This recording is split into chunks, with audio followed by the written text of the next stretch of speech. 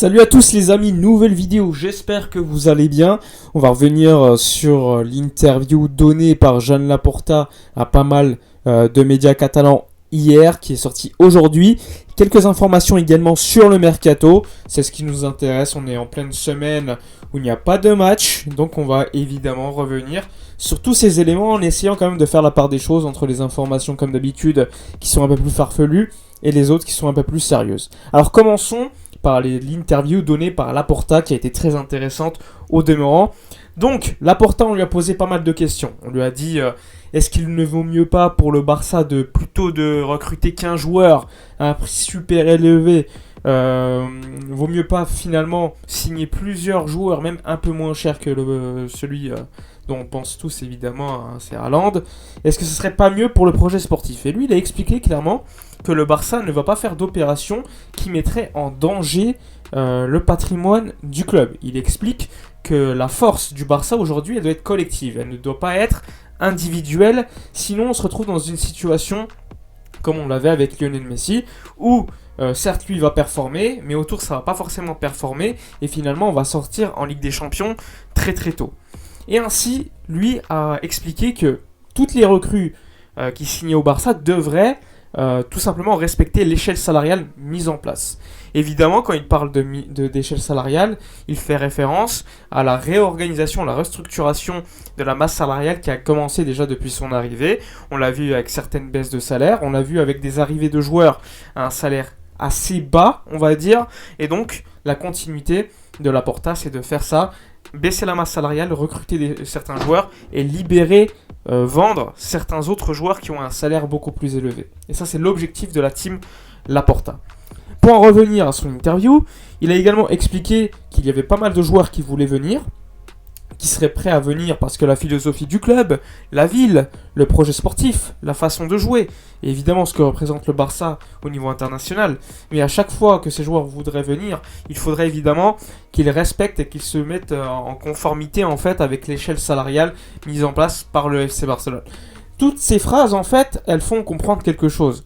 Laporta et Haaland, on a l'impression que ça commence à se détacher. On voit que le Barça ne veut pas forcément mettre tous ses œufs dans le même panier avec Haaland. On sait que c'est un joueur exceptionnel, un numéro 9 de grande classe. Mais est-ce que le Barça, dans sa situation économique aujourd'hui, qui peut casser tout ce que vous voulez pour le faire, ils peuvent casser la banque pour signer Haaland, mais est-ce que ça serait bien pour le club? Sachant que lui demanderait un contrat court, un gros salaire, des grosses commissions d'agents.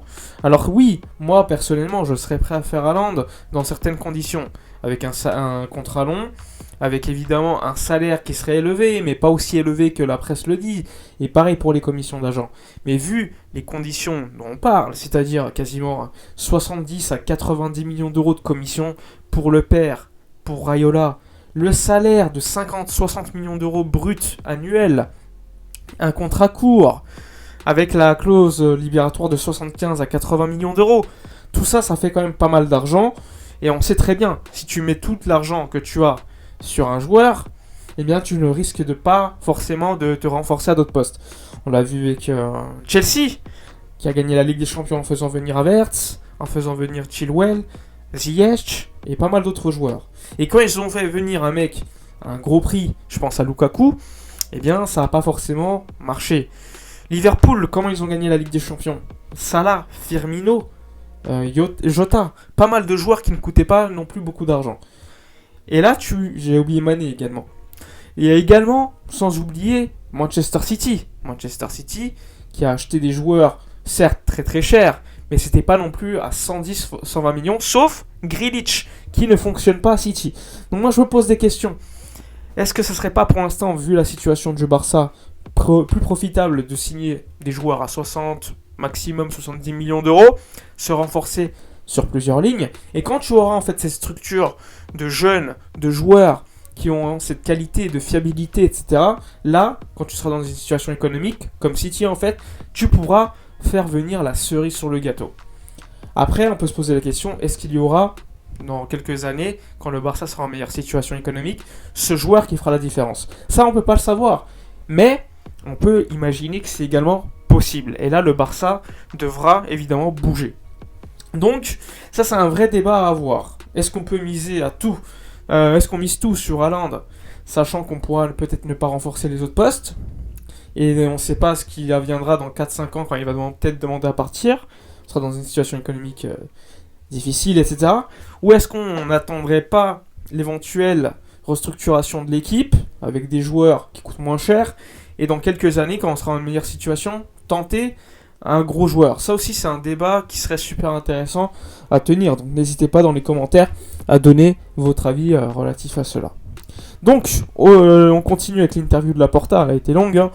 Il a également expliqué qu'il y avait des négociations avec CVC, comme vous le savez, mais qu'il y avait d'autres négociations avec d'autres fonds d'investissement qui, eux, donnaient autant d'argent et surtout, eh bien, vendaient les droits TV. Le club vendrait les droits TV pour une bien moins longue durée que ce que réclame CVC. On parle quand même de 40 à 50 ans, ce qui est énorme. Il a également parlé des sponsoring, avec le sponsoring manche maillot évidemment qui pourrait rapporter 15-20 millions d'euros net annuels, ce qui est intéressant. On parle dans les médias d'une société de crypto-monnaie, mais il y a d'autres offres. Laporta a confirmé qu'il y avait plusieurs offres et que pour l'instant, il attend de voir toutes les offres arriver sur son bureau et ensuite faire un choix relatif à ce sponsoring qui devrait arriver pour la saison prochaine sur le maillot, avec évidemment Spotify qui lui sera le sponsor maillot principal. On lui a également posé la question concernant l'Espagne Barça. Il a expliqué que l'Espagne Barça, évidemment, la reconstruction du Camp Nou, etc., pourrait peut-être ne pas commencer cet été à cause de la guerre en Ukraine. Il a expliqué que ça ferait... En fait, la guerre en Ukraine fait augmenter le prix des matières premières. Et ça pourrait être assez dangereux pour le financement de l'Espagne Barça, pour le nouveau Camp Nou, le Palau Blaugrana, etc. Donc pour l'instant, le Barça attend. Le Barça va recevoir les licences pour faire les constructions, mais se pose encore des questions et étudie le marché pour savoir s'il ne faudrait pas attendre la possible fin en Ukraine si elle arrive, évidemment, parce que pour l'instant, tout ça reste encore très hypothétique. Donc l'interview de Laporta était très intéressante. On lui a parlé de Dembélé. Il a expliqué que Dembélé c'était un bon mec, un mec professionnel, mais que s'il voulait rester, il devrait se conformer encore à l'échelle salariale. Et ça a été très très important dans le discours de Laporta. On a également eu Laporta qui nous a dit que normalement il devrait y avoir 4 à 5 signatures lors du prochain mercato. Il a parlé évidemment, sans citer de nom, de joueurs à toutes les lignes. On peut penser à Kessié, Christensen qui seraient déjà 2 recrues. Et après, les 3 autres, on peut penser à un latéral droit, un latéral gauche et un numéro 9, ou voire un ailier. Tout ça reste encore très hypothétique et on ne sait pas ce que voulait dire le président. Mais le mercato est loin d'être fini. On parle également potentiellement de Rafinha Leeds United, qui pourrait le vendre, même si évidemment dans les négociations, ils font croire qu'ils ne veulent pas le vendre pour l'instant et demandent un prix assez élevé. Mais Leeds serait très intéressé par Mingueza qui pourrait faire baisser la demande économique de Leeds United. Donc on va voir. Et également l'option Salah qui est l'option numéro 2 à Erling Haaland selon la presse catalane. On sait que Salah demande beaucoup d'argent aussi. Bien moins que Haaland. On sait également qu'il a un moins haut salaire que Haaland s'il signe évidemment. Tout ça reste quand même très hypothétique, mais le Barça veut évidemment un top joueur et pense donc à Mohamed Salah comme option numéro 2 à Erling Haaland. Après, c'est un autre poste, hein. C'est un joueur qui joue sur le côté droit, et là, il faudra faire évidemment une restructuration de l'équipe. Quel joueur va jouer à gauche, à droite, dans l'axe, etc. Il y a le retour d'Ansu Fati aussi. Pas mal de questions de toute façon à se poser. Donc au niveau du mercato, je vous ai dit le deal Rafinha qui fait quand même pas mal parler. Au niveau des ventes, on pourra s'attendre évidemment à un départ de Memphis, de Braithwaite et de Luc de Jong de retour à Séville en prêt. Pas mal de choses, pas mal d'informations. Pour l'instant, ça n'a pas encore bougé de manière importante, vu qu'on est encore très très tôt par rapport au mercato. Mais attention, lors des prochaines semaines, ça risque quand même de pas mal bouger. Enfin bref, j'espère que la vidéo vous aura plu. N'hésitez pas dans les commentaires à donner votre avis, à liker, commenter, partager. Moi je vous dis donc à la prochaine et d'ici là comme d'habitude, portez-vous bien.